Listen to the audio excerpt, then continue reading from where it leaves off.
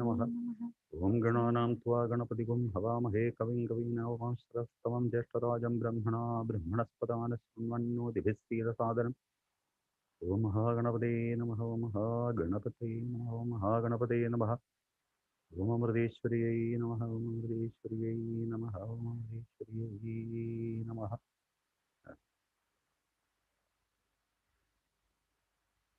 दिवंगत दिवंगत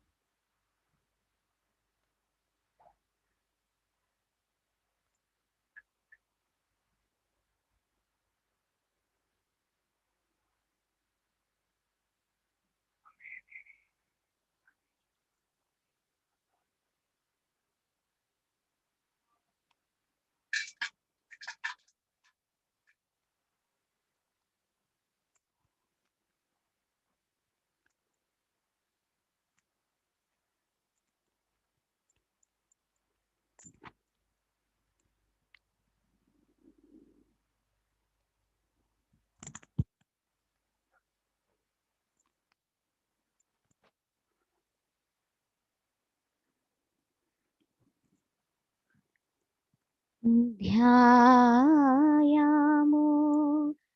धवलावगुण्ठनवती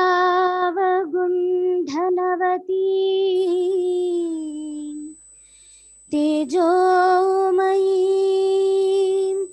नैष्ठिकीं स्निग्धापाङ्गविलोकिनीं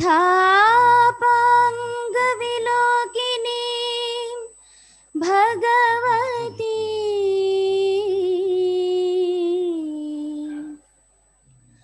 मन्दस्मितश्रीमुखी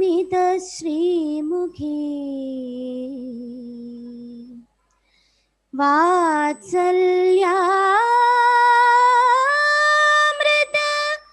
Varshini सुमधुरं संकीर्तनालापिनी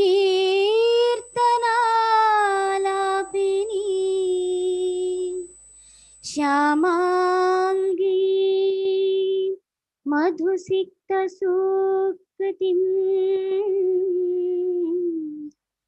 अमृतानन्दात्मिका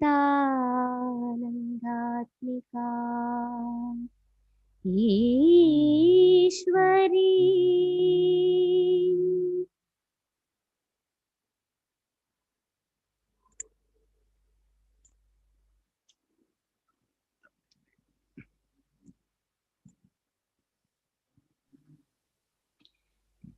Thank you, Swamiji and Ranjani. I now invite Dr. Bipin Nair, Dean of Amrita School of Biotechnology, to deliver the welcome address. Namaskar. Hello, everyone. A very good morning, good afternoon, good evening to everyone, depending on which part of the world you are tuned in from. A very warm welcome to the second international symposium entitled Antimicrobial Resistance, AMR, Man versus Microbe, the Race of the Century. Just over a year ago now, when first reports of the COVID pandemic had begun to cause anxiety worldwide, we as a community had already been concerned for many years before that about this equally complex but deviously subtle threat of antimicrobial resistance that was rapidly spreading its devastation and emerging as an indomitable threat to humanity worldwide. That threat still exists and has assumed even greater significance over the years. Today, a global AMR response has become the core mandate for the World Health Organization, with pertinent efforts to coordinate the activities of several bodies worldwide and in collaboration with key partners, calling AMR one of the most urgent health threats of our time. It is obvious to all of us today that the implementation of AMR containment efforts requires intense global collaboration and sustained solidarity to support context-specific AMR interventions at the global level. Keeping this perspective in focus, we at the School of Biotechnology, Amrita University, in collaboration with CHARM, the collaborative to halt antimicrobial resistant microbes at the University of California, San Diego, joined hands with Bugworks Research Bangalore and the Center for Cellular and Molecular Platforms, CCAMP Bangalore, and came together to set the stage for this mega event in an online mode. The opportunity to host this event, this international symposium, is extremely pertinent and timely. This will also provide an ideal platform to establish a better understanding and evaluation of the relative contribution of different drivers of AMR development, which would hopefully in future perhaps facilitate rapid progression towards a global solution for AMR. AMR, Man vs. Microbes, the race of the century, with its dazzling lineup of 24 AMR experts from the USA, UK, Europe, Australia, Canada, Singapore, and of course India, promises to be the ideal setting for all of us to combine our strengths and expertise to very effectively utilize this wonderful opportunity to address, to discuss, to deliberate, to share experiences, to investigate, to learn, to prioritize, to empower, and to emerge victorious in this battle with game-changing strategies and visionary One Health approaches to tackle this menace. It is indeed a privilege and an honor to have with us Dr. Victor Nizet and Dr. Erica Anderson from the CHARM Initiative, University of California, San Diego, along with Dr. Anand Kumar of Bugworks Research and Dr. Taslim Arif Sayed, CCAMP Bangalore, each with their own unique touch and approach to help all of us here at Amrita set the stage for this mega event. So let us be ready, get set, and go on this race of the century. On this occasion, it is an honor and a great privilege to have with us today Swami Amrita Surupan Puri, President, Amrita Vishwavidyapeetham, Amrita University.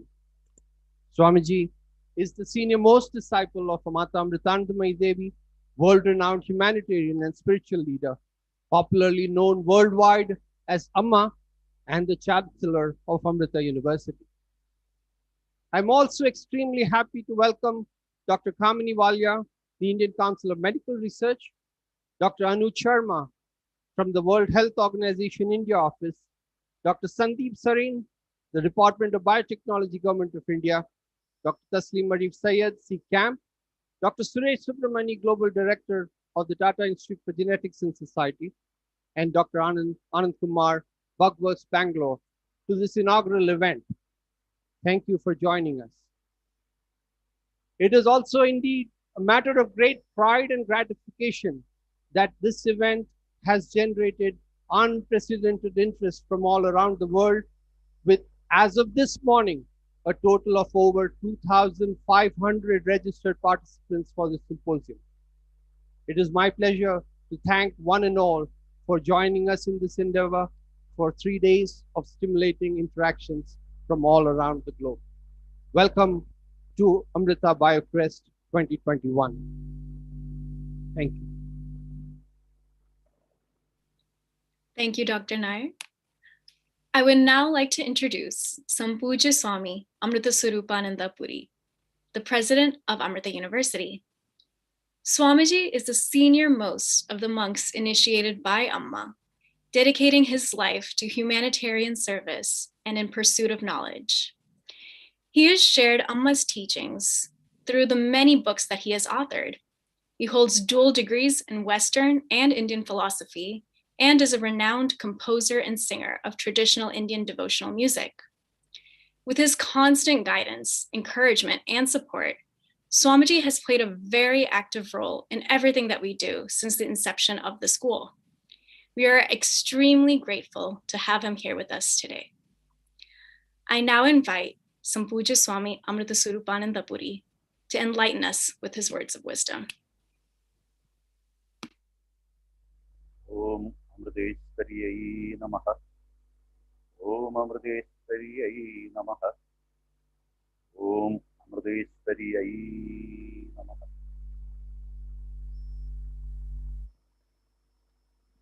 I humbly bow down at Amma's Sri Mata Amritanandamayi Devi's lotus feet, the Chancellor of Amrita Vishwavidyapitham, and the whole and soul of our organization. We at Amrita are proud to organize and host this prestigious Man versus Microbes online symposium. Dr. Sandeep Sarin, Dr. Anur Sharma, Dr. Kamini Walia, Dr. Taslim Arif Syed, Dr. Suresh Subramaniam, Dr. Anand Kumar, Dr. Victor Nizay, my namaskarams, loving greetings to all the dignitaries and participants of this symposium from various parts of the world. The planet we live in is going through a number of serious challenges. People all over the world are worried about the changing conditions of the world. We try to be positive, but it is difficult to ignore the impending darkness slowly enveloping us. We thought global warming, climate change, and the possibility of a third world war were the three major threats humanity should be concerned about for the future. However, in fact, all three of these threats are happening right now in the present. Whether we wanted to believe it or not, we have been witnessing strong indications of global warming and climate change setting in. World War III broke out in December 2019. It is attacking and killing people in the form of a pandemic. And antimicrobial resistance could well be the next global pandemic. Hence, this symposium and its impact is vitally important.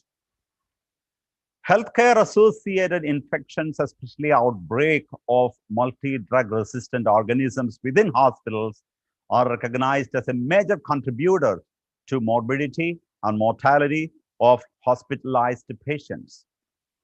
This symposium will highlight best practices of the general public and healthcare workers to reduce the use of antibiotics, to slow and stop the spread of further antibiotic resistance in pathogens, so we can continue to treat infections readily and easily. We welcome all those working on the prevention, diagnostic, and treatment of healthcare-associated infections and antimicrobial resistance development in all healthcare settings. Hope is a beautiful word. The word itself has a calming effect. The deep feeling of hope is pregnant with many more positive feelings such as faith, love, light, self-confidence, etc. However, hope does not mean to forget about or ignore the darkness surrounding us. Conversely, it should help us realize the intensity of the darkness, because only when we recognize and realize the density of darkness will we develop the much needed determination and dedication to achieve the goal. In today's world, people say darkness is the problem, but I would say light is the problem. Suppose a house is dark. Is there any point in giving a lecture about darkness? No. If darkness is the problem, talking about darkness will not help much, maybe to some degree. You cannot do anything about darkness. It can neither be thrown out nor scooped out. Darkness is absence of light.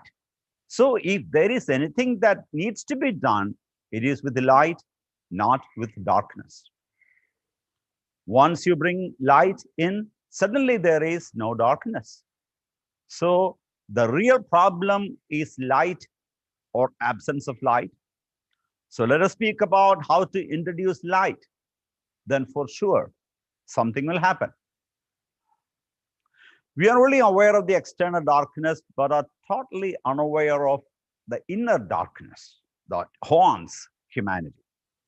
The outer darkness can be dispelled by lighting a lamp, whereas the inner darkness can only be removed by lighting the lamp of love and compassion.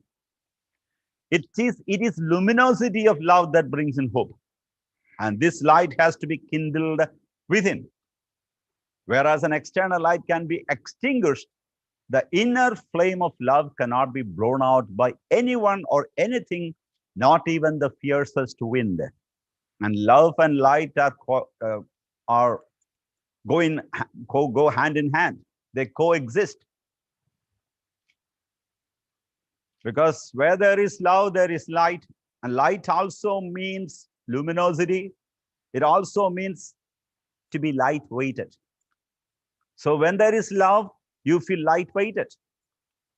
You feel feathery. You sprout wings. And you can fly. You can soar to heights. But the biggest of all weights is the weight of the ego. It really weighs us down. When the burden of ego is lifted, we feel light, thereby creating more silent space within. The more silence we have, the more revelations. And in that silence, our intuitive mind will start working.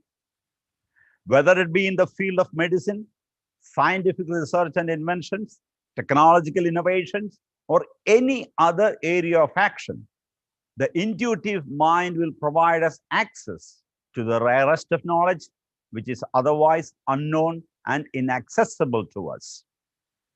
The ego cannot contribute anything genuine, especially in the midst of all the chaos, confusion, and conflict happening in our world.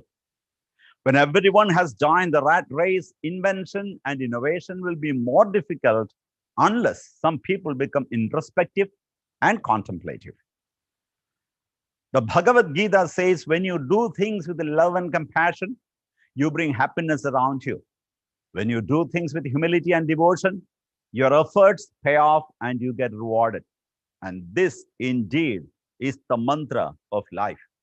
Do everything you have to do, but not with ego, not with lust, not with envy, but with love, compassion, humility, and devotion.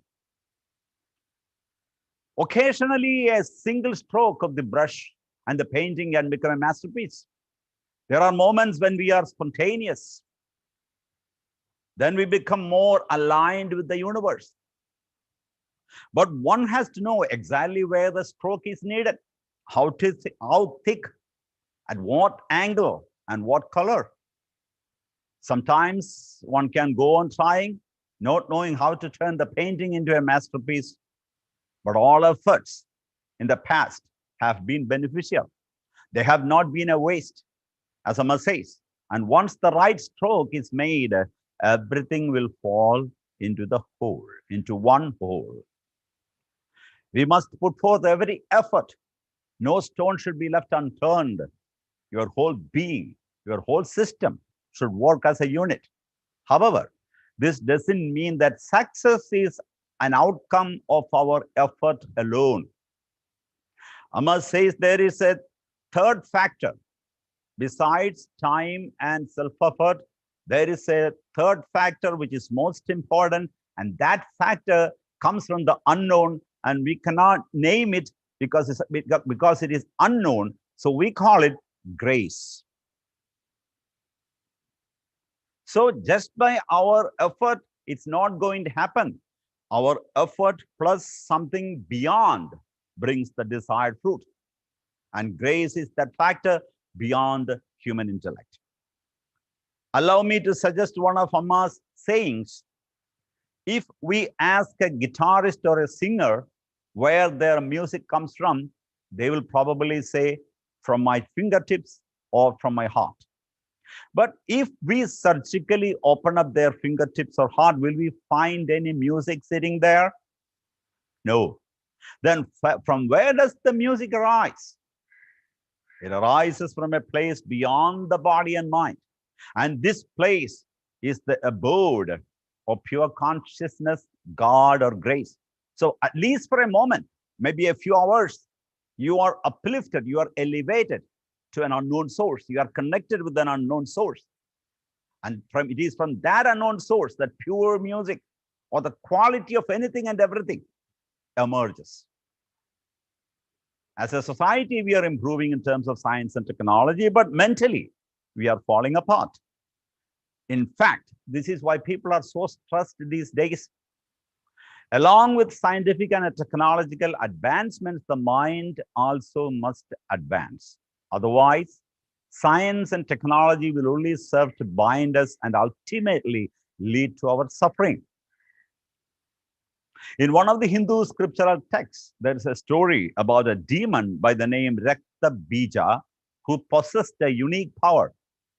Nobody could defeat and destroy him because the moment a drop of his blood fell to earth, innumerable identical demons, Rakta Bijas, with as much strength and cruelty as the original one would emerge. The demon became uncontrollably atrocious. He killed thousands of innocent people.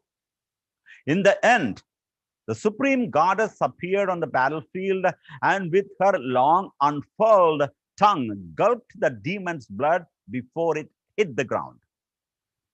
Thus, he was killed. Here, the goddess's long tongue is symbolic, a reminder that if we don't behave, time, nature, or the power known as God will wipe out the life from the face of earth. We should know that there is a similar demon hiding within every one of us, dormant within every one of us. However, the irony is that we also have infinite strength of the supreme goddess within us, which will enable us to destroy the demon of our selfish desires and other negativities.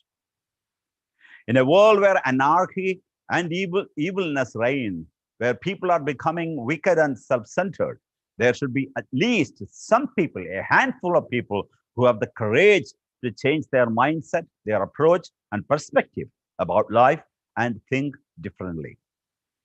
The darkness that envelops us doesn't come from outside. It is the outer manifestation of humanity's inner darkness, the darkness of ego, selfishness, cruelty, hatred, lack of love and compassion, and so forth. Just like the demon in the story, any one of these negativities are capable of generating countless other harmful tendencies, which is bound to create a vicious circle, thereby disseminating havoc in the world. The universe or nature is kind, graceful, and compassionate. However, it is also red in tooth and claw, giving life as well as taking life. As Amma says, always remember that the mightiest of all forces is the universe, nature, and that force is on the other side, and therefore we have no other choice but to remain humble in all circumstances of life. And before that immeasurable power, we human beings are like blades of grass. The incalculable power can mow down the entire human race in the blink of an eye. So let us develop humility, patience, reverence, and love. Amma says scientific knowledge and spiritual wisdom are like two streams. If they merge, these two streams will find that we are able to create a mighty river, a river whose waters can remove suffering and facilitate the holistic growth of society. Let our goal be to serve humanity selflessly, lovingly, and compassionately. I sincerely wish and pray that this online symposium becomes a milestone in your endeavor to serve humanity. Let this mark a significant step towards the goal you are pursuing. Thank you so much. Om Amradeshwariye Namaha. Thank you, Swamiji. We hope this symposium will serve as a way to bring light into the darkness that is antimicrobial resistance. I now invite Dr. Nair to commence the program for day one of the AMR Symposium. Thank you, Swamiji, for those enlightening words. As we move into the main part of the program, I'd like to request Dr. Anand Kumar to take charge of the proceedings of this inaugural event and moderate our discussion on AMR, the India landscape. Dr. Anand Kumar, CEO and co-founder of Bugworks Research Bangalore, does not need much of an introduction. Dr. Anand has led Bugworks Research over the past few years as a drug discovery company, which aims to discover novel treatment options for drug-resistant bacterial infections. Dr. Anand Kumar, please take us away on this exciting program. Dr. Anand.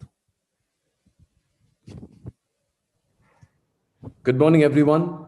My humble pranams to Amma, to Swamiji, and thank you, Dr. Bipin, and the entire organizers for this wonderful opportunity. The timeliness of this program is just incredible. Last year, this time, we wouldn't have thought where we are as a world and as a populace.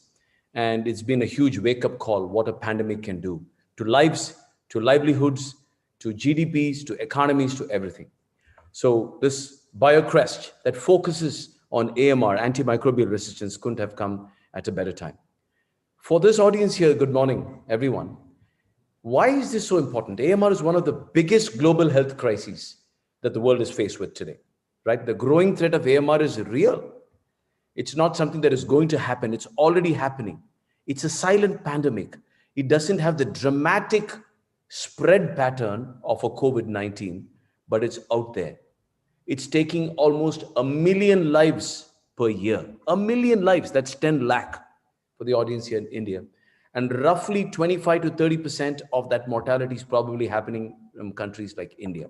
Numbers are very hard to find accurately, so that's why I said approximately 25%. Huge mortality year on year. And why are we talking about AMR? Because it's just not yet another infectious disease. AMR prevents you and me and our family from going into a hospital for a simple procedure. Increasingly, surgeries that you go in for, you pick up infection post-surgery, and then they really struggle to get the patient protected, saved, and then discharged from the hospital.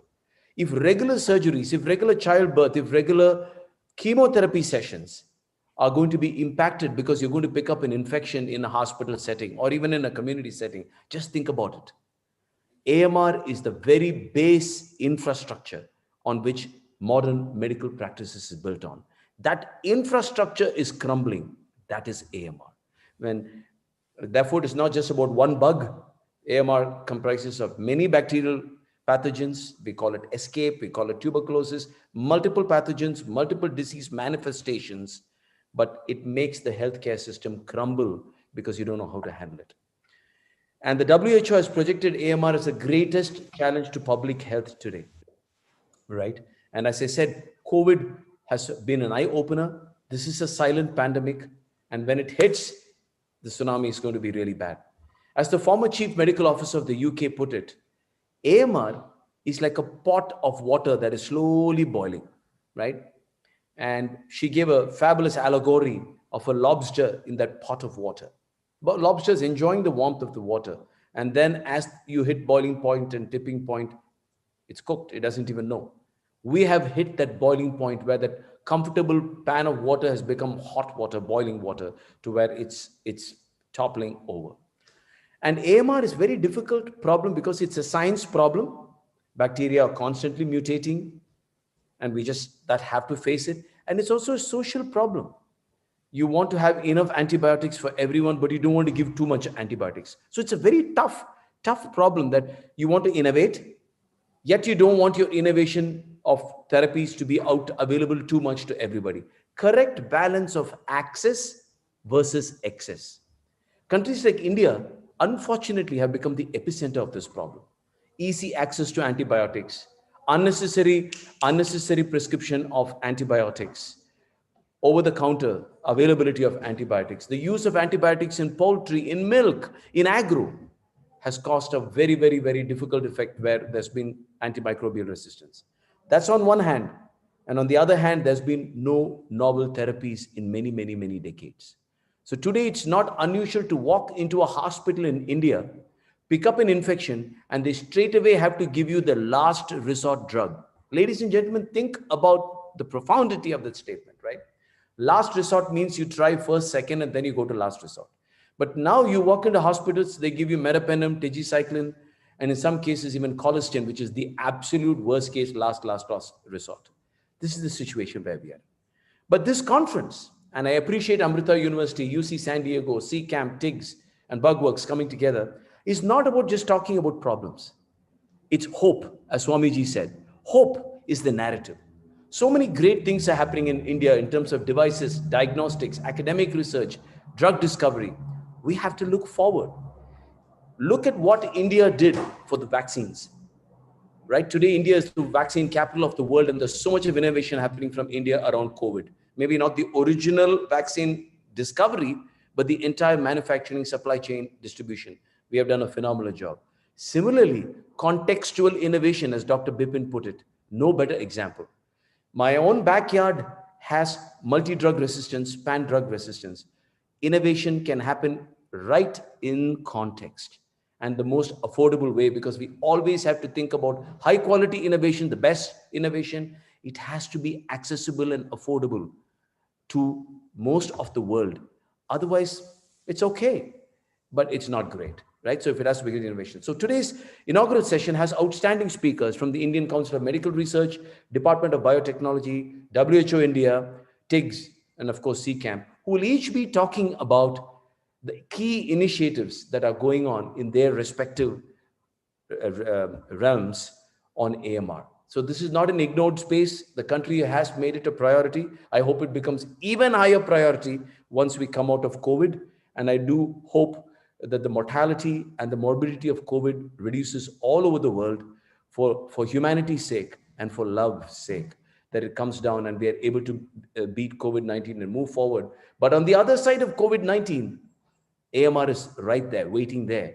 That hasn't gone away. So we put ourselves together, we come together as a global humanity to solve this problem. And it's going to take solutions from everywhere. A great discovery idea from UC San Diego, a cluster of pathogens from India, a diagnostic breakthrough in Birmingham, right? A new phage therapy coming out of South Africa. I see various parts of the world coming together to solve this problem. It's a global problem. Bacteria and viruses don't understand the concept of passports or visas or borders. It's a global problem requiring global solutions. And that is why I feel this is allowing humanity to come together, like how Swamiji was talking about. Great opportunity for humanity to come together. So with that, I'm going to invite my first speaker. I would like to check on the line if Dr. Kamini is in there. Dr. Kamini, can you hear us? Great, wonderful. That's wonderful to hear you, Dr. Kamini. Please allow me a quick chance to introduce myself. I have the greatest pleasure of introducing Dr. Kamini, Scientist F, Division of Epidemiology and Communicable Diseases, AMR Surveillance and Research Network, a dear friend of mine and someone who's been a warrior and champion for AMR in this country. She's a microbiologist and a public health expert, completed a PhD from the Postgraduate Institute of Medical Education Research, Chandigarh, and a master's in public health from Johns Hopkins. She's currently leading the setting up of the antimicrobial surveillance network of ICMR and coordinating many activities around AMR. And Kamini is a speaker all over the world on the subject. And this network that she's setting up is now recognized nationally and internationally, and has led to the co-development of collaborative programs across the world. She's a recipient of ICMR Shakuntala Ahmed Chand Award and the Indian National Science Academy's Young Scientist Award. Absolute privilege to have you, Kamini, and I am going to share my screen to make it easy for you to press it. Just one second.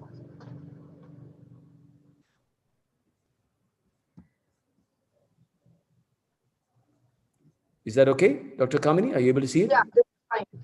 Fantastic. Thank you, Anand. Thank you for the very kind introduction.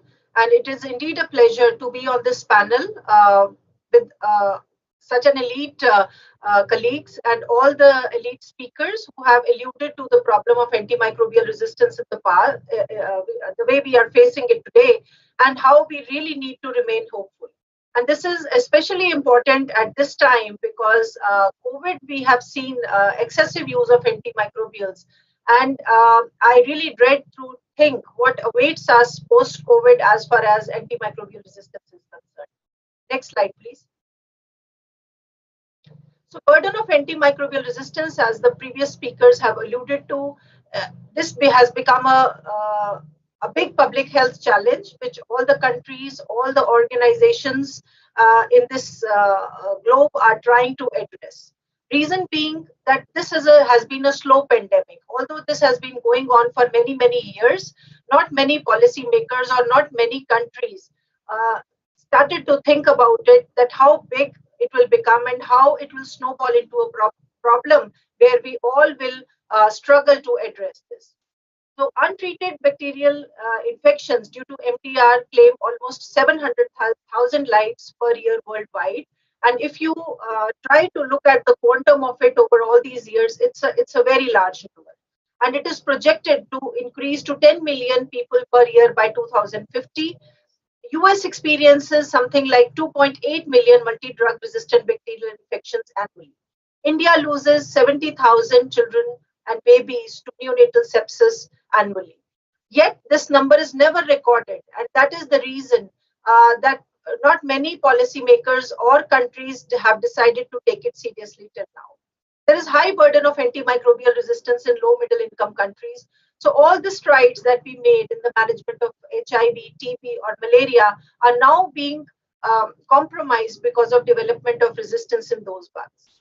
Also, the low middle income countries have a huge burden of hospital acquired infections, which mostly are because of drug resistant pathogens, and they threat to complicate even the simple treatments and procedures which are undertaken routinely in hospitals, something like cesarean sections or the joint replacement therapies. Once I was visiting the Tata Medical Center in Calcutta, and Dr. Chandy, who is the director in that hospital, he was very concerned that a patient may get better of cancer, but we may lose the patient to drug-resistant infections. So this is how it is hurting us, not just in TB, HIV, and malaria, but it is hurting our patients who are just visiting hospitals and succumbing to drug-resistant hospital-acquired infections. Next slide, please. So ICMR's initiative focuses on these key areas. The initiative was started around 2010 and 11, which was following one of the reports on the New Delhi metallo-beta-lactamase. ICMR is focusing on generating reliable evidence, improving the diagnostic and antibiotic stewardship, as well as improving the infection control in our hospitals, understanding the mechanisms of resistance and transmission dynamics of antimicrobial resistance, focusing on the One Health aspects of antimicrobial resistance, and strengthening the basic and clinical research in the country. Next slide, please. As a part of antimicrobial resistance, we are monitoring the yearly trends and patterns of antimicrobial resistance, which the data comes from almost 30 hospitals across the country. We know what are the phenotypes, what are the genotypes which are prevalent. We have been contributing data from India to WHO GLAS for last 3 years. We are also working with the hospitals to build capacities for infection prevention and control. As most of you would know that there is a high burden of HAIs in our country, which is aggravated by very high antimicrobial use in the ICUs. And that's why we really need to focus on this particular aspect so that we reduce the number of events that require antimicrobial usage. And this leads us to our third very important component, which is rationalizing the antimicrobial prescriptions through antimicrobial stewardship, in which we are trying to work with the doctors to streamline the treatment guidelines to reduce antimicrobial consumption. Because from our understanding till now, antimicrobial consumption is which creates antimicrobial pressure, is a sole driver of antimicrobial resistance that we see in our hospitals. Next slide, please. So this is the AMR surveillance network. We are focusing, next please, Anand. Next, we are looking at 6 pathogenic groups: the Enterobacteriaceae, gram-negative non-fermenters, entering fever organisms, diarrheagenic organisms from community, Then gram-positives, which includes MRSA and Enterococcus and fungal pathogens. Most of the infections in our country, almost 70 to 75% of the infections are caused by gram-negative organisms. And that's why the large chunk of our efforts are also go on understanding how the gram-negative bugs are behaving and whether this understanding can help us forecast for future trends and patterns. Next slide, please.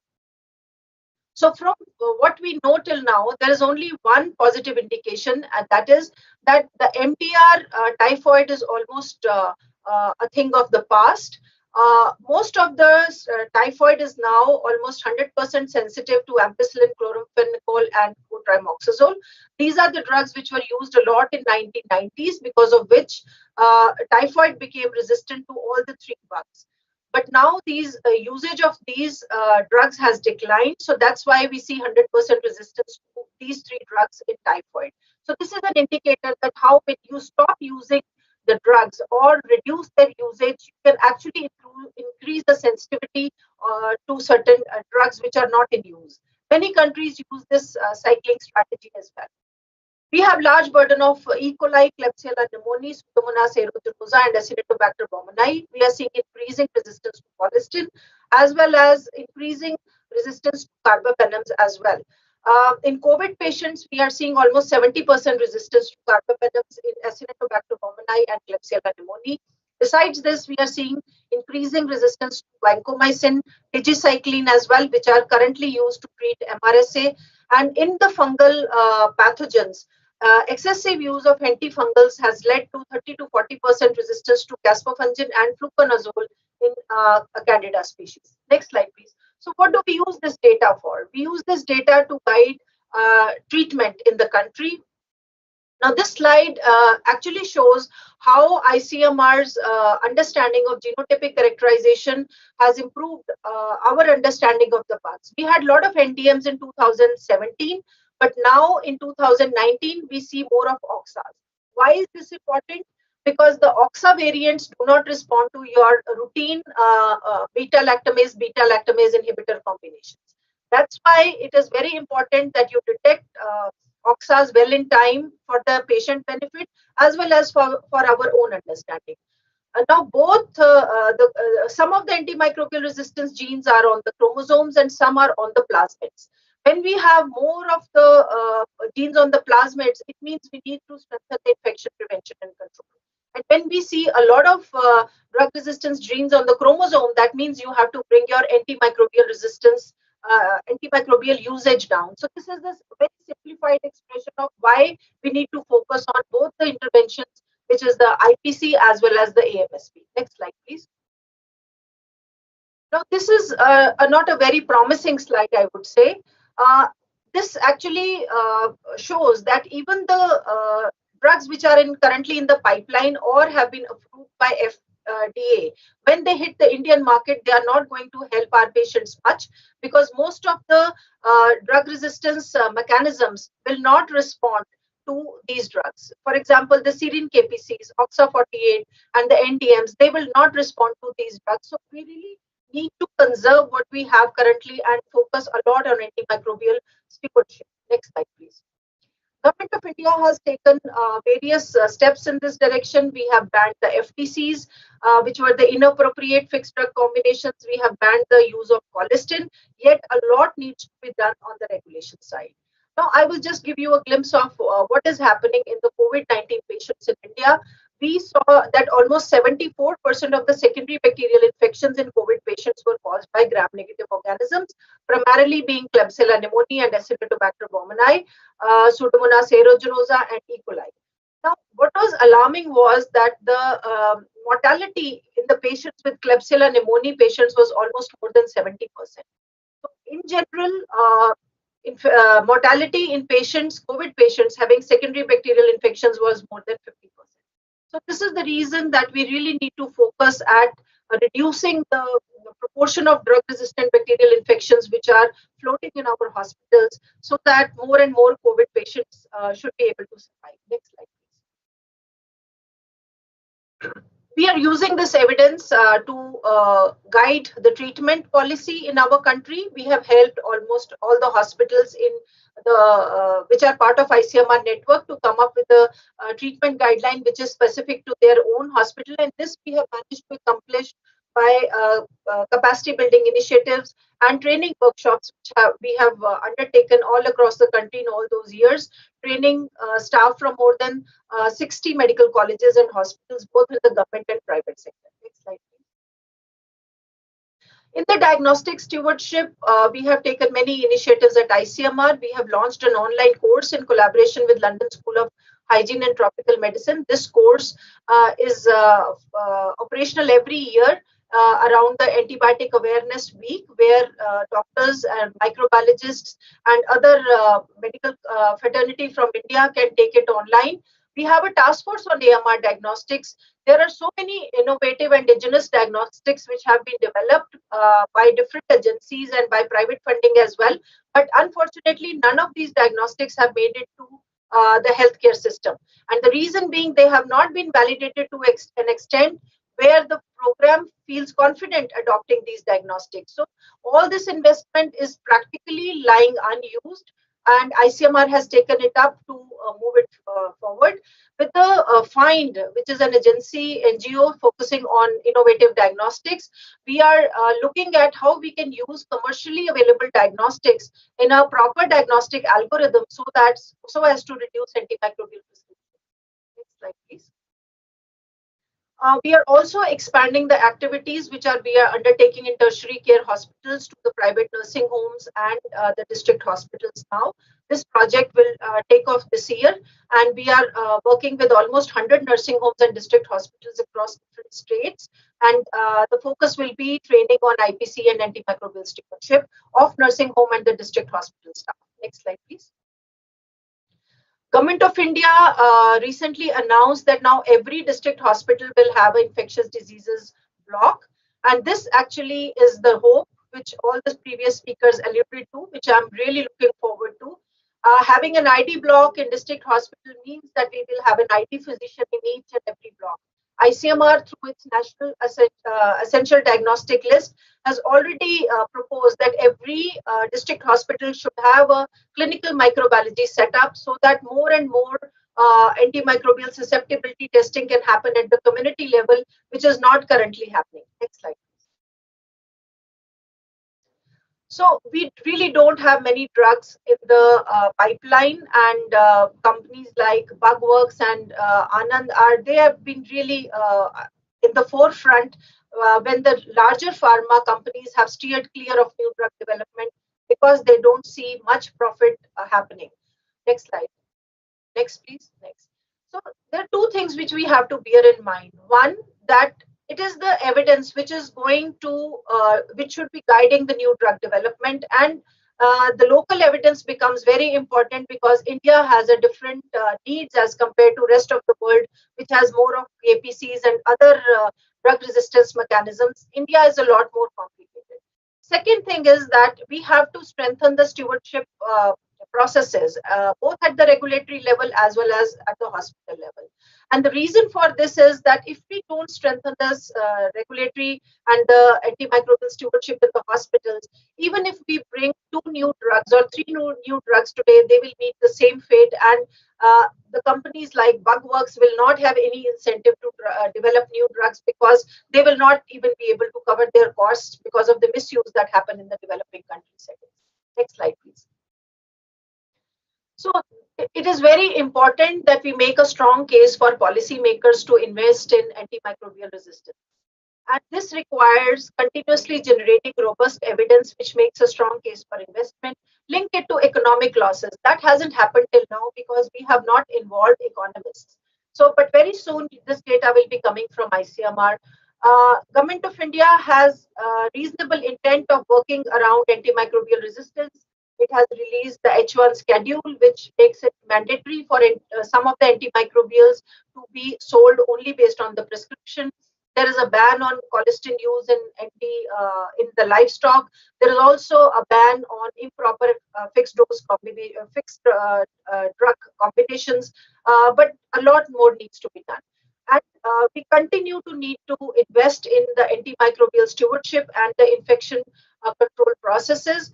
If we don't do that, we as a country and at a global level will miss 18 targets out of the 9 sustainable development goals of good health and well-being, quality education, poverty, food safety, clean water and sanitation, and many others.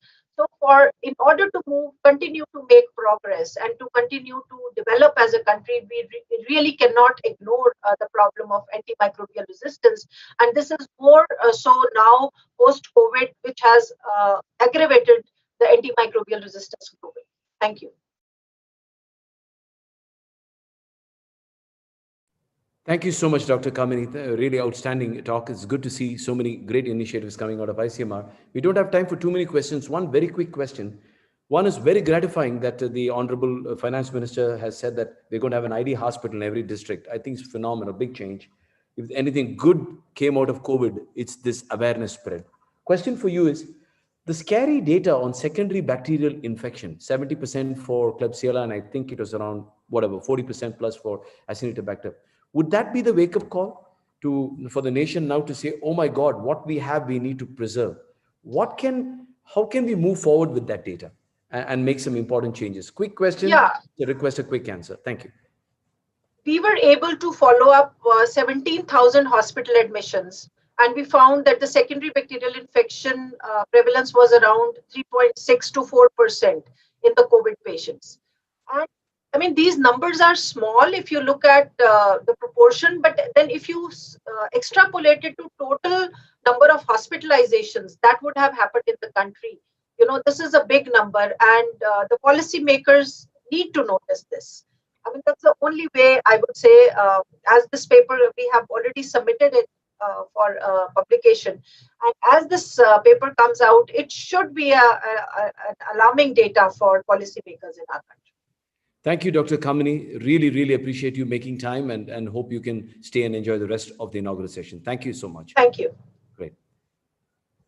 And it gives me great pleasure to again welcome another friend of mine, Dr. Sandeep Saran, Scientist G Advisor, Department of Biotechnology, Government of India. Most of you on this call should know that DBT has pretty much shouldered a lot of responsibility in funding innovation around AMR, not just innovation, but creating an ecosystem to provide innovators the clusters required to do their job. Dr. Sarin has done an MTech in biotech and bioengineering from IIT Kharagpur and holds a master's in business administration. He received his PhD in management studies from SRM. He served as an advisor to the All India Council for Technical Education. Dr. Sandeep has more than 25 years of experience in public and private sectors and his experience is very rich, including strategic planning, design, effective implementation of more than 30 programs to advance innovative scientific and technological research for advanced product needs, oversight and management of academic research institute in different scientific areas, scientific and financial program and portfolio management at the national and international level, and design and implementation of enabling policies to develop and empower an effective global health research ecosystem in India. Outstanding background and is a key person within DBT driving the AMR initiative. So over to you, my friend, Sandeep, to take it on. I presume you will screen share. Thank you for your kind words. And it's a real pleasure to be part of this panel, this distinguished panel. I believe you can hear me. Yes, we can hear you and we can see your slides. Take it away, your 10 minutes. Thank you, sir. Okay. Thank you. So Anand and Kamini have already basically simplified my job. They have already given you the background of how and why AMR is important. So just a sort of repetition. Everyone knows that the causes of antibiotic resistance are overprescription of antibiotics, patients not finishing their treatment, overuse of antibiotics in livestock as well as fish farming, poor infection control in hospitals, lack of hygiene and poor sanitation, lack of new antibiotics being developed.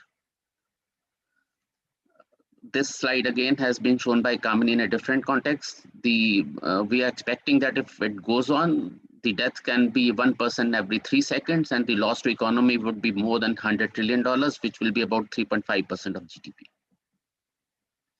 Challenges in antibiotics again has been briefed by Anand in the beginning. Uncertainty about the expected return on investment, market potential is unclear. Fundamental research in antimicrobials is scientifically complex, and processes to ensure registration can be improved and processes to allow commercialization of new products are often burdensome. Pipeline is certainly weak. Antibiotics pipeline does not contain enough products to meet present needs, let alone the needs expected in future. Only 33 antibiotics are currently in clinical development. There are only one or fewer assets for almost half of WHO priority pathogens. Major drug companies have exited this space. They are not finding it lucrative to make investment for such a long years, and there is an urgent need for a pipeline of innovative products. In country, obviously, it was a very high priority area. So the country has started working on this one. There was a Jaipur declaration on AMR in 2011. Then the AMR resistance booklet has been published. Interministerial consultations on AMR have happened in 2017. National Action Plan was developed during that year. Daily declaration has happened. And even there was a very specific issue of BMJ on AMR. And even at Prime Minister level, he has also informed public in Man Ki Baat about the importance of this area. In the National Action Plan, there were 6 verticals, and innovation R&D was one of the verticals in which DBT has taken a lead and is promoting this area. It's a very heavy slide. I just want to mention in this slide that AMR requires a One Health action. The action has to be from all sides, from human health side, animal side, food, environment. We have to take care of each and every area. So we have to tackle this problem in a One Health manner. R&D efforts of DBT. DBT have devised various programs to cater to this area. There were in the area of clinical biology. We have infectious disease biology, biomedical engineering task force for diagnostics and devices. ATGC scheme has been launched where we can carry out our leads and take them forward. We have launched a very major call on influenza vaccine with Euro India. We have a very successful program with Bill and Melinda Gates Foundation, programs with UKRI in animal and environmental biotechnology. We have Mission Brucellosis as well as with UKRI, we have a call on AMR in environment. We always give special calls from time to time, and BIRAC has all these schemes to tackle to this area. Mission AMR was launched by DBT in 2019. There were 4-pronged approach, research and innovation for biotherapeutics, and we have funded about 10-15 projects into this area for production of new antibiotics. There was no biorepository available in the country, so we set up a repository at NCCS Pune. We have made the landscape report on existing diagnostics and now funding diagnostics by various mechanisms, and with the help of WHO, we have now made the national priority list for AMR-specific pathogens. In new areas, we basically have a mission on novel antibodies. We identified 5 priority diseases, and obviously AMR was one of them, and COVID-19 has made its entry last year just because of the pandemic thing. Other focus areas was HIV, cancer, and snakebite and venery. The India priority pathogen list has been developed in collaboration with WHO and which will be released to Indian population and to the world, most probably in the Global Bio India 2021, which we are going to have from 1st to 3rd March. The repository which we have made for AMR, it's also an IDA approved repository recognized by WIPO. It's a member of WFCC. It's a designated repository from Ministry of Environment and Forest, and it's a national repository now for AMR also. To tackle to One Health problem, DBT has set up a virtual center in NAYAB, which is one of the DBT institutes along with 13 other institutes in that all over the country in a hub and spoke model. There were 8 disease investigation units, 1 in each northeastern states, 12 centers in other states, and this center or this virtual institute will basically work on to establish a network of laboratories at centralized and field levels, to estimate prevalence and burden of select diseases, to detect pathogens where needed, to model data for disease forecasting, and to generate tools for detection. DBT has a very successful program, as I already mentioned, with Bill and Melinda Gates Foundation, and we have basically funded many projects on surveillance solutions, infection prevention and control, and removal of antibiotics from effluents. This is one of the new initiatives. We have a plan of setting up a dedicated National Microbial Research Institute in a hub and spoke model, which will tackle the threats by microorganisms such as bacteria, virus, fungi, etc. to humans, animal, and plant. AMR, zoonosis, transboundary, including exotic infections, will be taken up by this one, and this will certainly cater to One Health approach, and it will have BSL-3 and BSL-4 facilities. This is a future plan. Most probably it will take some time to make it into shape, but obviously discussions are going on. We are working on vaccines. We are providing research and training to different aspects of vaccine production. We have major initiatives of Report India TB initiative, human immunology program. There are certain vaccine candidates which are under various stages of clinical trials. And with EU, we have given a call on influenza vaccine only last year. With DBT UKRI, we have given 4 projects in areas of One Health. The titles are given here. I'm not describing these. With DBT NERC joint collaborative initiative, which has happened in 2020, and the projects have recently been funded. There was a specific call on AMR in the environment from antimicrobial manufacturing waste. So again, to tackle One Health problem, 5 projects have been recommended and will be implemented. We have a very successful Nesta Awards Longitude prize of £10 million. 9 teams have been supported and 3 teams have won boost grants of £1 lakh, and the progress is very good in these diagnostics. DBT has become a member of Global AMR Hub, and there are in total 19 members, 16 states, European Commission, 2 foundations, and 4 observers. And this, through this board, we basically are giving a policy level recommendations to G20 and other prominent groups. The way forward is that we have to accelerate R&D investment in countries, collaborate for more effective results, invest for a sustainable achievement, and innovate to secure the future. Great. Thank you. Thanks a lot. Thank you so very much, Sandeep. I really appreciate bringing a synopsis of your efforts. Very quick question to you is Government of India looking at this whole economics issue? So would DBT, Ministry of Health, Ministry of Finance, Niti Aayog come together to say, if the economics issue is not fixed in AMR, innovation is not going to make it to our people. At what level is that thought process or narrative being played out in Delhi? Look, I believe COVID-19 is a great example that the pandemic has happened. Every ministry has brought together policy changes, and all the reforms have been made from regulatory side, from supply chain side, so that model is already existing.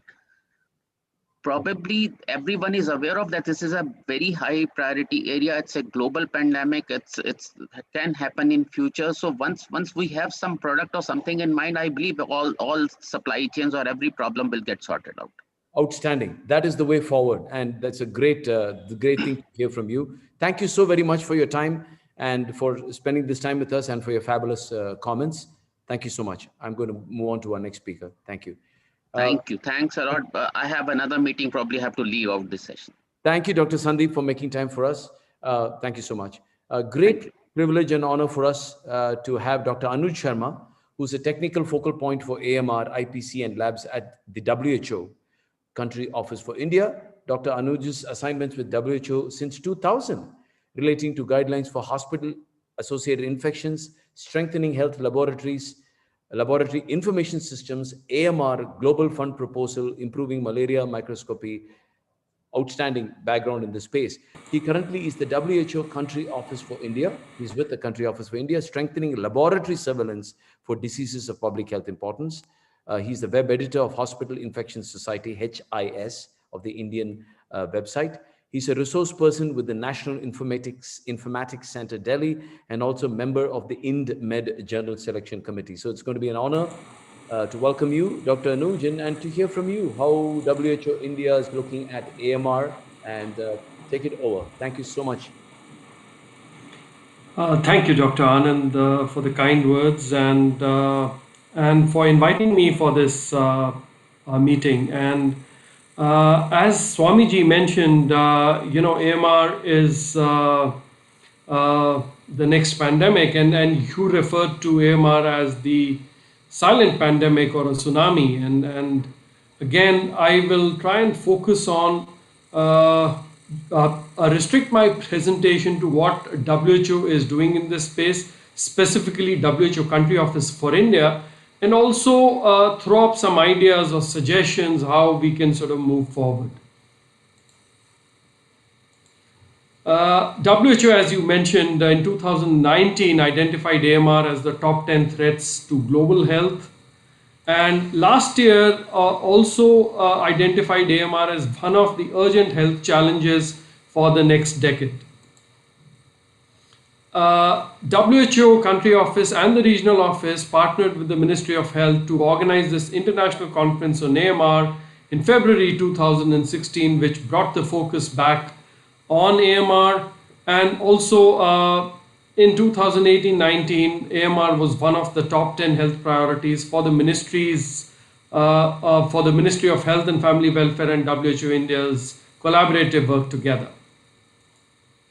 Also, the WHO Country Cooperation Strategy for India 2019-23 identifies containment of antimicrobial resistance as the strategy. So this is just to put in context that WHO identifies AMR as a priority at all levels, at headquarters, at the regional office, and at the country office. Now, within India, the WHO helped put together the Jaipur Declaration. This was the regional office initiative in which all the health ministers of the 11 member states of Southeast Asia region signed this. We helped the ministry put together the framework for developing a national action plan on AMR, putting in place the 3 governance mechanisms, the Intersectoral Coordination Committee, the Technical Advisory Group, and the Co-Working Group. Also helped develop this background document, AMR and its containment in India, which helped in the development of the National Action Plan, served as the background document for the NAP-AMR, which was launched at the Interministerial Consultation on AMR, as well as at the same event, the Delhi Declaration on AMR was signed by the 4 union health ministers. And this is de facto the India's policy on antimicrobial resistance. It is the political commitment, intersectoral political commitment of the government of India for AMR containment with a One Health approach. Also, the WHO helped sort of come out with this. This was a WHO-led initiative, the special issue of the BMJ on AMR in Southeast Asia region, and it focused on AMR in India in a big way. The NAP-AMR has 6 strategic priorities, and it cuts across all sectors. And I will just take you through the various strategic the pillars. The first pillar is awareness and understanding with 2 focus areas, communication and IEC, as well as education and training, and it cuts across all sectors. WHO focuses on human health, and a lot of resources are available on our website. We've partnered with organizations and governments for antimicrobial awareness campaign in school children. This is primarily in Delhi with Delhi government in 2019 and 20. Also, we had an awareness campaign in partnership with the Medical Students Association of India, and we've had partnerships with a lot of other NGOs and civil society and other organizations for AMR. But the questions I'd like to leave you with is how can we consolidate all these communication and information resources? How can we leverage the existing e-learning platforms of the government like Diksha, which focuses on school education, iGot or the e-Gurukul, etc., for sort of capacity development of the AMR stakeholders. Also, in terms of AMR awareness, do we need campaigns, sporadic campaigns, or should there be continuous flow of information? And this needs to happen at the national level, state level, as well as in the facilities, both in human health, animal health, food, and the environment as well. We also partnered with FAO and the USA to organize this summit on antimicrobial resistance in January 2020, at which the national guidelines for infection prevention and control were launched. But also, I'd like to flag another issue. AMR is everybody's business, and we need human resources, and we need these human resources across all sectors, and specifically in human health, animal health, and food and the environment. We need specific people as well. But the questions are, how do we ensure that they are well trained, that they have the requisite skills, and how do we provide them an infrastructure or a system in which they can use their skills optimally? Second pillar is focused on surveillance of AMR and strengthening of laboratories. And WHO helped establish an Indian network for surveillance of antimicrobial resistance, INSAR, which was a network of 19 premium laboratories across India. This existed from 2008 till 2012, but subsequently 60% of these network institutions were picked up by ICMR or the NCDC AMR surveillance network. In addition to the two main networks coordinated by ICMR and NCDC, AMRSN and the NARSNet, we have established 3 state surveillance networks in 3 states, Mahasar in Maharashtra, CARSNet in Kerala, and WINSAR-D in Delhi. These have partnerships with the state governments, as well as oversight of NCDC, as well as they have the IMM state bodies in Delhi and Maharashtra being one of the implementing partners. We've also started a third national network called WINSAR, which was held up because of the COVID pandemic, but we'll take this forward soon to supplement the AMR surveillance being coordinated by ICMR and NCDC. We've also adapted the WHO lab assessment tool for the AMR national reference labs for the 3 networks, state surveillance networks. But the questions I'd like to leave you with is, how do we ensure that we have community data? Most of the data in our AMR surveillance networks, including the 3 state surveillance networks, is from tertiary care centers. How do we ensure that we have community data?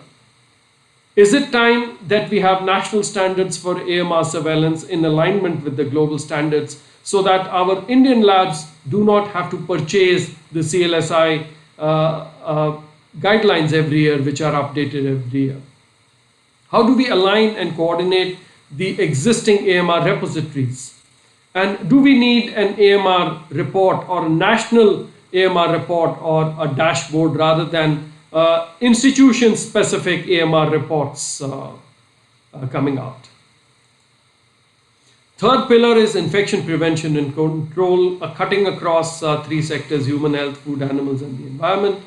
And last year, in partnership with the NCDC, we helped develop the national guidelines for infection prevention and control in healthcare facilities. Also in 2019, we helped the ministry come out with the National Patient Safety Implementation Framework. And we have used IPC as the entry point during this COVID pandemic, and I'll talk a bit about this in the next slides.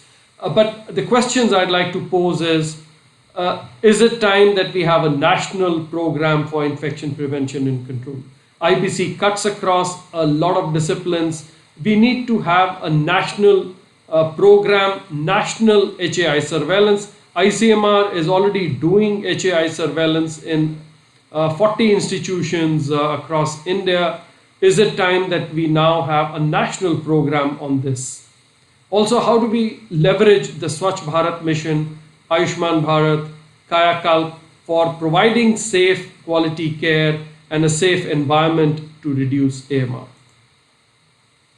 We focused on IPC as the entry point for AMR, organized the national training of trainers for COVID-19 with a strong focus on IPC, also organized trainings on IPC and biomedical waste management, came out with IPC guidelines for oral and dental healthcare in partnership with the Indian Dental Association, organized a webinar on IPC, especially with a focus on the private sector, and also started information dissemination through a COVID-19 IPC Samiksha, which is a compilation of publications, scientific publications, national guidelines, WHO and other guidelines, as well as IEC and training resources, and the linkages between AMR and COVID. Also came out with posters on hand hygiene in the context of COVID, both in Hindi and English, and came out with this animation video featuring Super Bubble on how to wash your hands for raising awareness about hand hygiene in the community. Fourth pillar is optimizing use, and this we are supporting the NCDC's antimicrobial consumption network. ICMR came out with the National Essential Diagnostic List, and WHO was one of the partners which participated in this consultation. Also, WHO is supporting the revision of the National List of Essential Medicines. But we need surveillance of antimicrobial consumption and use at all levels and sectors. How do we ensure implementation of regulations and the treatment guidelines? How do we ensure antimicrobial stewardship at all levels and sectors? And how do we ensure AMR is strongly reflected in accreditation checklists? Fifth strategic priority is innovations, research and development focused on new medicines, diagnostics, innovations as well as vaccines. Also has financing here. You've already heard from Dr. Sareen about the IPPL, which we were proud to partner with DBT for this. And also we started an ESBL E. coli tricycle EpiX project in Kolkata, which unfortunately had to be closed because of the pandemic, but we are likely to take it up as soon as the pandemic allows. But again, the questions to ask are, how do we have a One Health AMR research agenda? How do we ensure sustainable funding for AMR containment across all sectors and levels? Sixth strategic priority focuses on collaborations at the international, national and state level. Looking at bilateral, WHO has been facilitating bilateral collaborations between Sweden, UK, US, as well as in BRICS. WHO is the official technical partner for the India-Netherlands One Health AMR project in Andhra Pradesh. Also, WHO is focused in providing support to the national disease control programs in TB, malaria, HIV, AIDS, STI, and leprosy on AMR. But how do we ensure systematic information sharing amongst these? How do we ensure multi-sectoral AMR One Health coordination? How do we ensure regional engagements across India? And how do we make AMR as one of the part of the NHM implementation plans? We had organized this regional workshop on AMR in Kochi one day after the first case of COVID was reported from Kerala, and you can see the Health Minister and the Principal Secretary Health releasing the AMR report on Kerala at this event. We've also helped the launch of CARSAP, the State Action Plan in Kerala, the Madhya Pradesh State Action Plan, and the Delhi State Action Plan called SAPCARD. Also, a guidance on how to develop state action plans was developed, and we are working closely with a lot of state governments to develop these state action plans. But again, keeping in mind the large number of stakeholders, not just in the government sector, but also the NGOs, civil society, private sector, state governments, we need to move forward leveraging all the government initiatives and the programs. My last slide, again questions going forward for One Health containment of AMR. A review of NAP AMR I think is needed to review the priorities, timelines, achievements and stakeholders. The NAP AMR had actually asked for an establishment of NACA, the National Authority for Containment of AMR. Do we need it? And how do we go about it? This is still pending. How do we strengthen drug regulation in the non-human health sectors? Again, strongly embodied in the NAP AMR. How do we have a mission mode One Health AMR containment? How do we ensure budgeting of AMR work plans across sectors, across ministries, across departments, including human resources? How do we strengthen all laboratories to monitor AMR trends, not just in human health, in the food sector, in veterinary sector, as well as the environmental sector? And how can we have centers of excellence which can be networked to support AMR containment? And also, is it time to rethink the coordination mechanisms for One Health AMR? Is it time that we need to have new governance mechanisms for AMR in India? So I'd like to thank the organizers for inviting me. Thank you very much. Thank you, Dr. Anur. Thank you very much, Dr. Anuj. Certainly, you all are very busy, have been busy, and will continue to be busy. You raised more questions, and sometimes a good discussion is actually coming out with questions. And Dr. Bipin and I and the rest of the folks, we are going to take your questions when we put things together that we can share with various people in Delhi. And these are good questions, and I hope to ask them. I would have loved to have asked you a question, but because of time, I'm going to keep it to the end. Please allow me to do so if I can, and so we can move to the next speaker. Thank you so very much, Dr. Anuj. Great. Thanks. Thank you. Thank you, sir. With great pleasure and honor for us to welcome a friend of Amrita's and all of us, Dr. Suresh Subramani from TIGS USA, distinguished professor. Oops, sorry. No, go ahead. No, go ahead. Okay, sorry. My machine just froze. Distinguished Professor, Tata Chancellor's Chair in Molecular Biology, Global Director. Dr. Suresh Subramani is the Global Director of TIGS, a distinguished professor of molecular biology.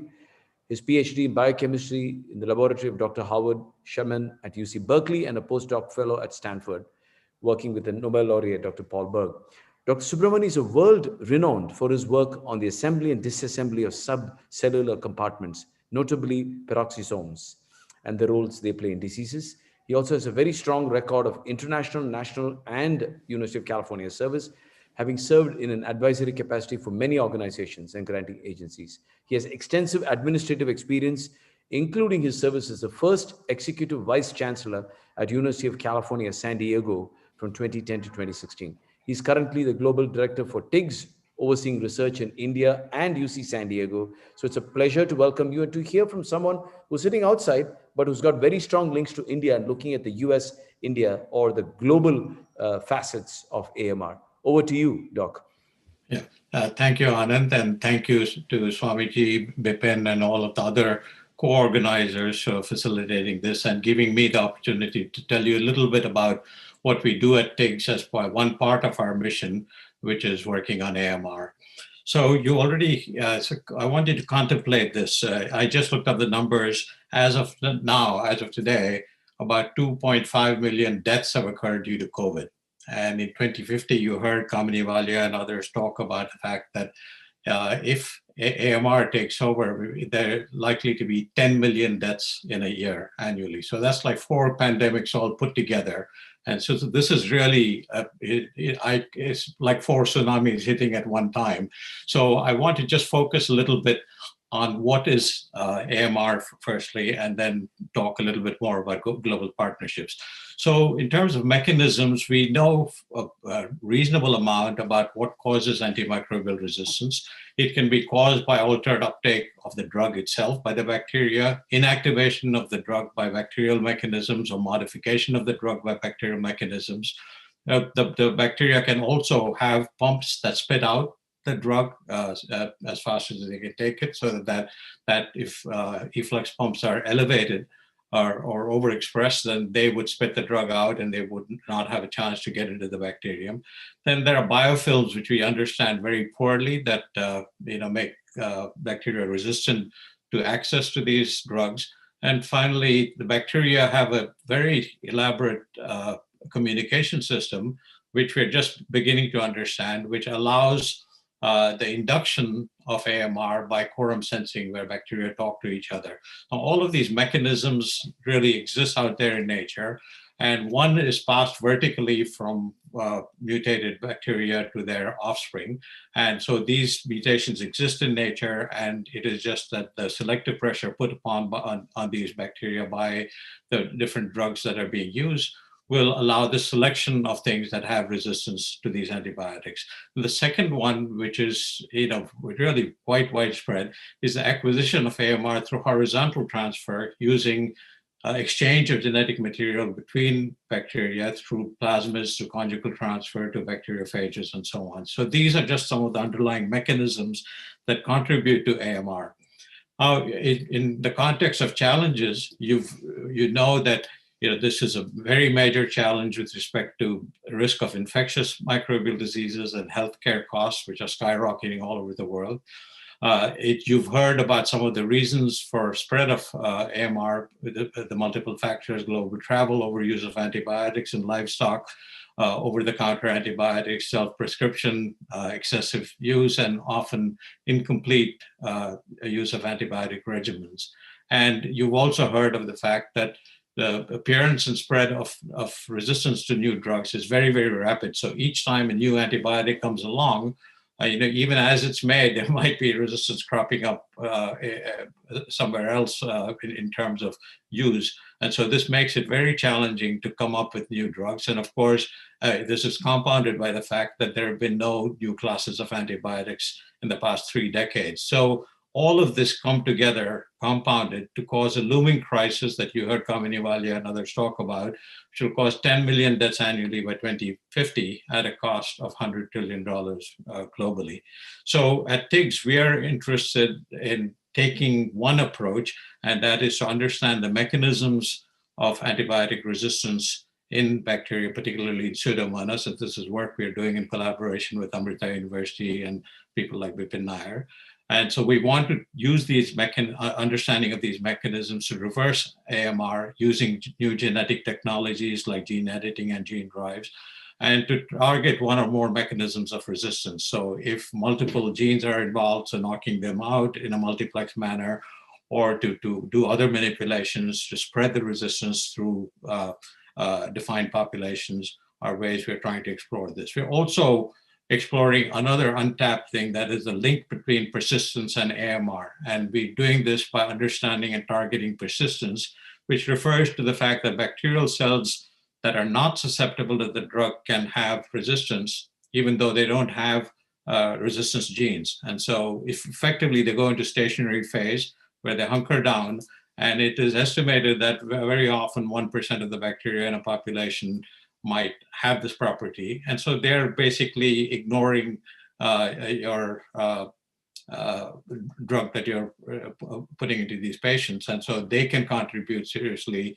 They can come up later and survive. And so they can contribute to disease. And finally, there are also interesting avenues that we're trying to pursue between the bacterial communication system, the quorum sensing of bacteria, and using things like quorum quenching and quorum sensing inhibitors. The quorum quenching is that there are certain types of bacteria that effectively block the little molecules, chemical molecules that allow communication between bacteria. And if those molecules like the AHLs are degraded, then you quench this communication system between bacteria. And there are also quorum sensing inhibitors, both natural and synthetic, that are in play that can be used. So going to antimicrobial groups and new paradigms, with all the research that's been done almost over the last century on mechanisms of action, we know now that we can inhibit things like cell wall synthesis, we can depolarize cell membranes, we can inhibit protein synthesis, inhibit nucleic acid synthesis, or inhibit metabolic pathways. But with our knowledge of and depth of the biology and biochemistry of organisms and the genomes and the things that they encode, I think that this is really not sufficient in terms of mechanistic chemistry to really exploit all of the potential there is. And I want to point to some of these things. So despite our understanding of the cell wall and this being the penetration barrier, we find that this is one of the major mechanisms that we don't understand. And so among the new approaches for young people to get into and try and solve is to try and understand and target the bacterial penetration barrier. This penetration barrier becomes even more severe when the bacteria go into bacterial biofilms, and then it becomes very resistant to provide access to these drugs. And so we need to understand how to control biofilms or find drugs that can bypass biofilms and get into the bacteria to cause these kinds of inhibitions that are shown here. There are also other vulnerabilities the bacteria have. All bacteria are susceptible to some kind of bacteriophages. And so these phages have figured out barriers or how to get across barriers such as this. And so we can exploit these. And there are a number of companies as well as academic institutions in India and outside that are working on phages and phage-based products, particularly Gangagen in Bangalore. That really focus on trying to use these for new therapies, particularly for AMR. There are also ways in which, because of the problem of resistance, anytime you target one single protein or macromolecule in the cell, you can invariably get resistance to that. But by using combinatorial mechanisms of cell killing, where multiple mechanisms of action are possible, that one can really reduce the amount of resistance that crops up. And this is another way to try and tackle AMR. Also, by analogy to things that have been done in yeast and other organisms now for chemotherapy and so on, there are combination screens now, new screening paradigms are coming up, like the one used by Prospect using hypomorphs, where the genes are toned down but not knocked out.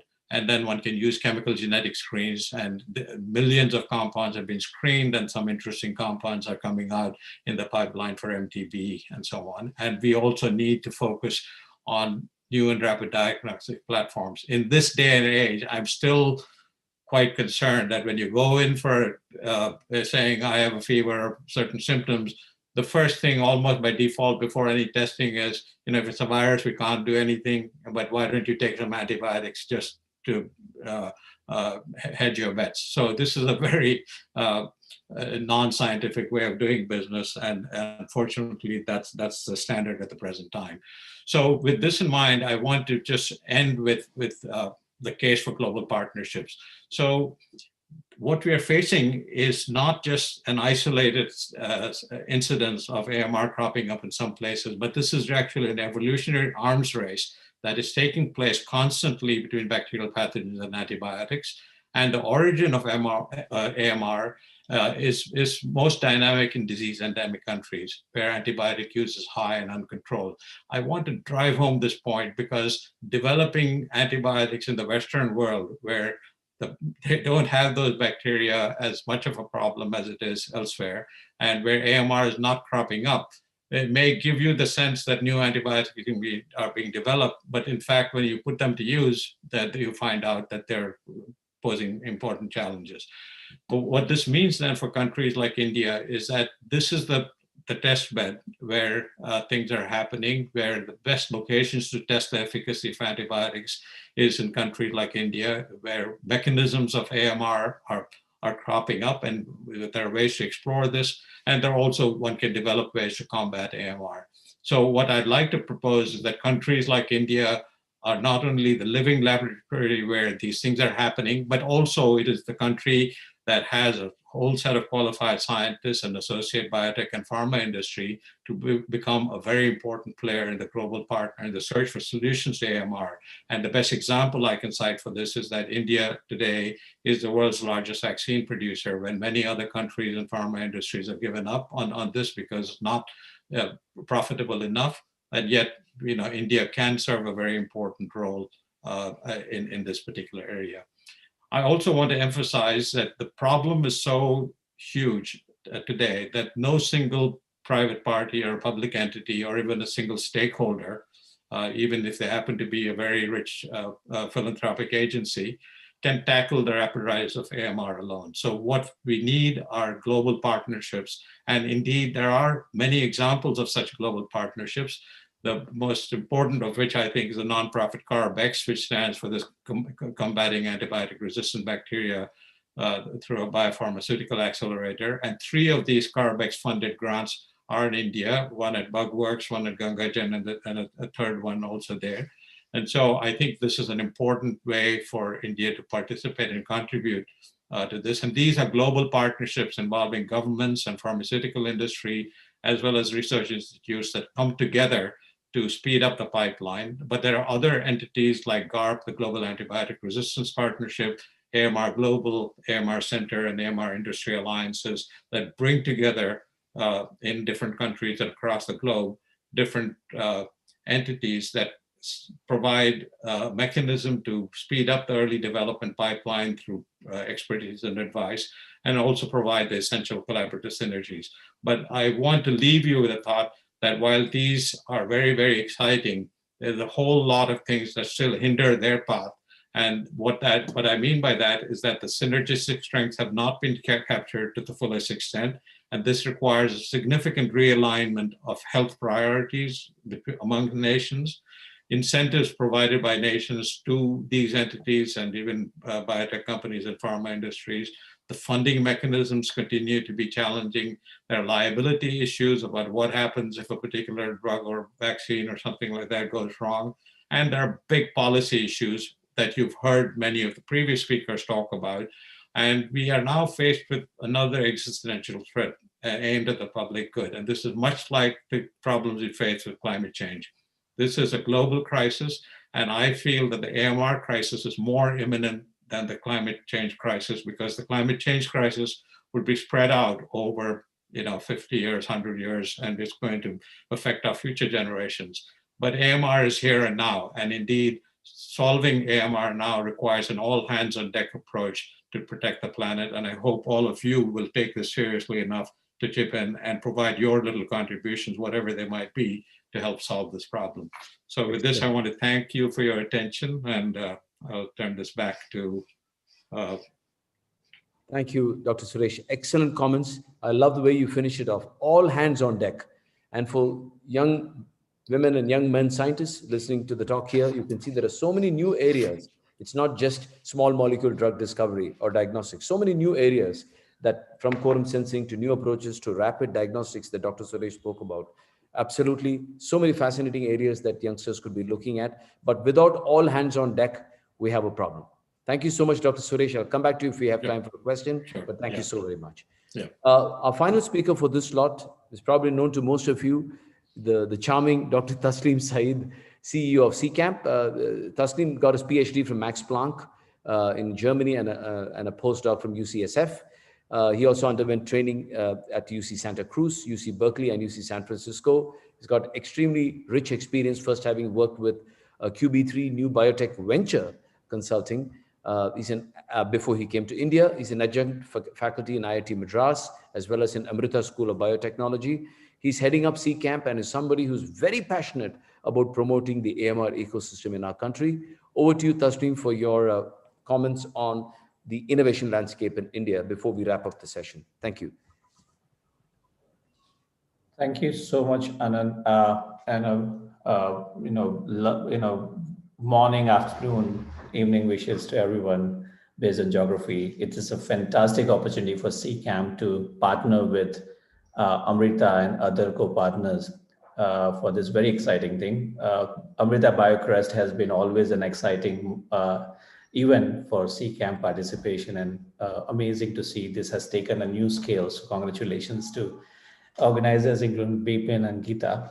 I'll be very quick on this, considering that I think we'll have to catch up on time. But friends, I just wanted to give you a perspective in terms of, while we heard very rightly so from the previous speakers, starting from Dr. Kamini, Dr. Sandeep, Dr. Anuj, and Dr. Suresh, about what is happening around us. It is a challenge, we all know. How we actually are doing to respond to this challenge is an equally important component, and something that we would talk about tomorrow in the session 2 tomorrow. But I just wanted to give you a quick perspective for what's happening and what at CCAMP we are doing to do this. AMR is possibly one of the first vertical that CCAMP thought that we want to focus on while we were doing within life sciences innovation catalyst role. This is the first and very important role that we wanted to look at. Just to give you a perspective, CCAMP is based out of Bangalore. It is hosted at Bangalore Life Science Cluster along with INSTEM and NCBS. Together, the campus size is around 2,000, out of which 1,500 odd are involved in science. A very deep scientific environment where we are now having early biological research, fundamental research, translation, and innovation component working together. So for me, it is something very exciting in the making, because you have different components of excellence, where TIGS is also right here, as well as Shruti spoke about, something that is really, really rich environment. And I think we should do more and more of such clusters to actually next 10 to 20 years will give results in terms of how we will be able to do excellent science. I'm going to jump directly, and you have seen this slide much, but I'm going to take 10 seconds. We all know the global challenge of AMR, and we all know India, which is possibly under a humongous challenge in terms of the AMR threat. We all know about it. I'll not repeat. I think it is already said. This is, as a month ago, World Economic Forum has said that this is the looming health catastrophe, which could be more deadlier than COVID-19, and something that we all have heard. So we need to actually act on this in multiple ways. These are I think we have spoken about it, the discovery of antibiotics, and this is where the challenge is. We have more and more untreatable disease indications coming in, just like COVID-19, but this is going to be much bigger, much larger. And this is where the implications lie, right? So right now, if around 7.7 million people, we are seeing that possibly are, we are losing them. Within next 30 years, we'll be losing 10 million people a year. That is humongous. That's a small European country by itself. Every year will be wiped out. And that is a huge challenge. So we need to do something about it. For me, our aim should be to minimize this 10 million. How can we minimize? We are not going to make it zero. How are we going to minimize it and bring it even lower than this number? And for this, we'll have to do multi-pronged approach to bring it down. We heard this, how AMR spreads. AMR is not a human issue at all. It is a One Health issue, and something that we all need to talk about. We have heard from previous speakers, it is in human, agri, environment around us. Everywhere we need to act to actually prevent that. At CCAM, the way we want to do this is that we are actually looking at the three verticals within AMR. One is to build tools and innovations to prevent AMR. The second would be the diagnostics, so that we can actually do early diagnostics, so better treatment can happen. And then you have new drugs, new ways of treating AMR in a way. So these are the three verticals or three approaches we have, kind of buckets we have identified, and we want to build further on it at AMR. So we do a lot of, CCAM does because of its work, we do a lot of collaborations nationally and internationally to ensure that more and more innovation efforts get into the play. One is with AMR that continues, one with Erasmus that we would like to build upon further. One important turning point in CCAM's journey in AMR happened when we actually collaborated now and was selected in world's top 10 accelerators for AMR by Carbex, as you can see right here.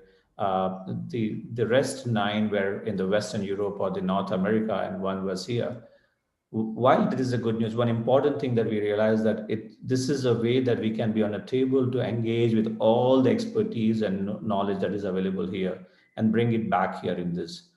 So this is we are very delighted. And what it has resulted in last couple of years is that Carbex has now funded, as Suresh just alluded to, 3 companies from Asia till now, which is very prestigious because of the course of rigorous. All 3 have had association now and are startups associated with CCAM. Of course, Bugworks is a star and who have actually built early pipeline with Carbex. We recently have added Gangajan, which is on a fast therapy, and a module which is on a diagnostics. We'll talk about all 3 tomorrow in the session 2. On the ground, we want to do more and more on AMR, and where Carbex is a large end, but we want to do something more on the AMR. So CCAM has last year launched a CCAM AMR Quest, which had a humongous and excellent approach where new ideas got in terms of AMR. Then we had followed it up with the AMR Accelerator program, which was phenomenal according to me, because experts actually then nurtured the ideas and have hoped to take it further. So this is actually working on the ground, which is seeding the new ideas, helping the new ideas and bringing to sapling stage, and then to take it forward. Good news, friends who are actually looking to do more, we are going to launch the next CCamp AMR Quest in a coming month. So please keep your eyes open. We will also try to reach out to you through means that is possible. But this will give you a perspective of reaching out with your ideas on AMR and going forward. Quick snapshot of what we have. We have a larger, very large portfolio of AMR innovations. And I'm very happy to say that some of them are actually almost right now getting to the field in market. Koyo Labs will talk tomorrow. They have a US FDA approved product for prevention of VAP, ventilator associated pneumonia.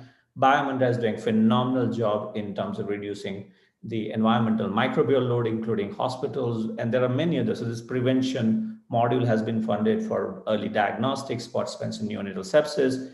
Rapidex, a spin-off from some of the work that CCAM had done in terms of the antibiotic susceptibility test within 6 to 8 hours.